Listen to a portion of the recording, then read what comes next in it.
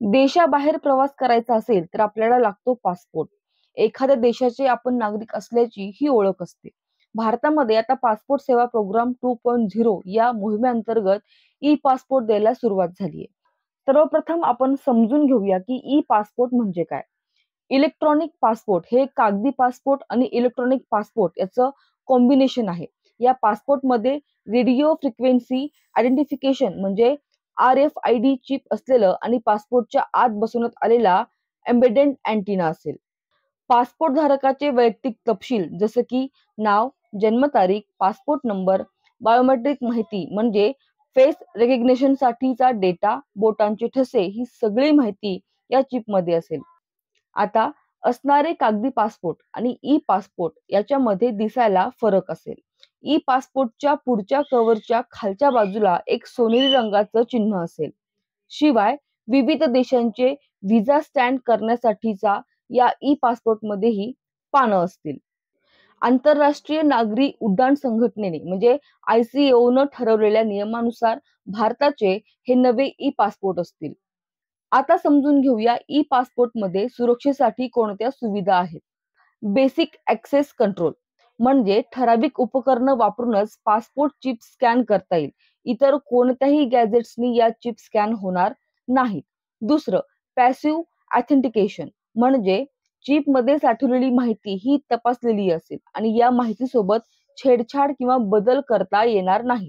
Control म्हणजेच chip मध्ये face recognition, हातांच्या बोटांचे ठसे यांची माहिती असल्याने त्यासाठी अधिक सुरक्षा असेल. आता या ई पासपोर्टमुळे काय फायदा होईल. यात आजच्या पासपोर्टपेक्षा सिक्युरिटी फीचर्स अधिक असतील. एखाद्या व्यक्तीचं नाव, ओळख दुसऱ्या कुणी चोरण्याची शक्यता यामुळे कमी होईल.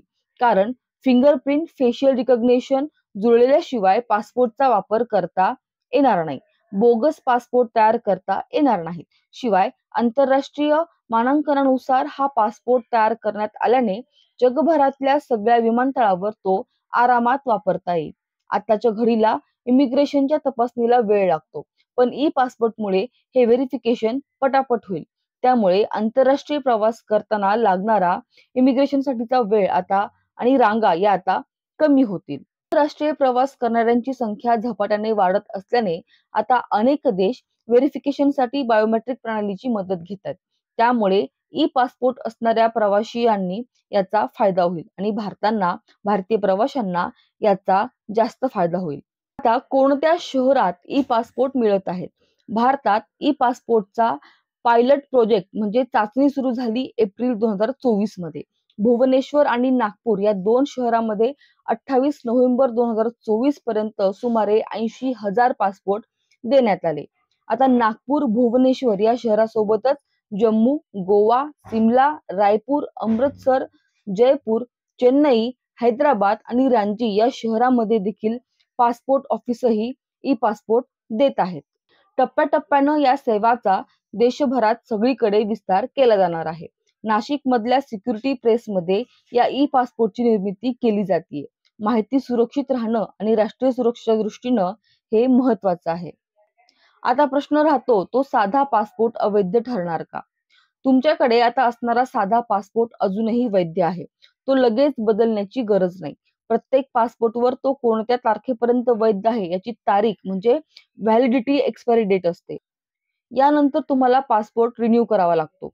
त्यामुळे तुमच्याकडे आता असणारा पासपोर्ट तुमच्या पासपोर्टवरच्या या तारखेपर्यंत वैध असेल. त्यानंतर जेव्हा तुम्ही पासपोर्ट रिन्यू करायला जाल तोपर्यंत तुमचं पासपोर्ट केंद्र ई पासपोर्ट सेवा द्यायला लागलेलं असेल तर तुम्हालाही ई पासपोर्ट मिळेल. यासाठी कोणतीही वेगळी प्रक्रिया करावी लागणार नाही. आता हे ई पासपोर्ट इतर कोणकोणते देश वापरतात. America, Canada, France, Japan, Australia सारखे देश आधीपासूनच ई पासपोर्ट वापरत आहेत. सध्या एकूण 140 देश आणि संघटनांनी ई पासपोर्ट अंमलात आणला असून जगभरात 1 अब्जापेक्षा जास्त लोकांकडे ई पासपोर्ट असल्याचं ICAO न म्हटलेलं आहे. तर ही होती ई पासपोर्ट म्हणजे काय आणि त्याबद्दलची असलेली संपूर्ण माहिती. सध्याचा असलेला जो पासपोर्ट आहे तो वैध आहे की नाही याबद्दल सुद्धा आपण या व्हिडिओमधून जाणून घेतलेला आहे. आशा करते तुम्हाला ही माहिती उपयोगाची ठरलेली असेल. आजच्या व्हिडिओमध्ये आपण येथेच थांबूया. भेटूया पुढच्या व्हिडिओमध्ये. तोपर्यंत व्हिडिओला लाईक करा, शेअर करा आणि सबस्क्राईब करायला मात्र विसरू नका. धन्यवाद.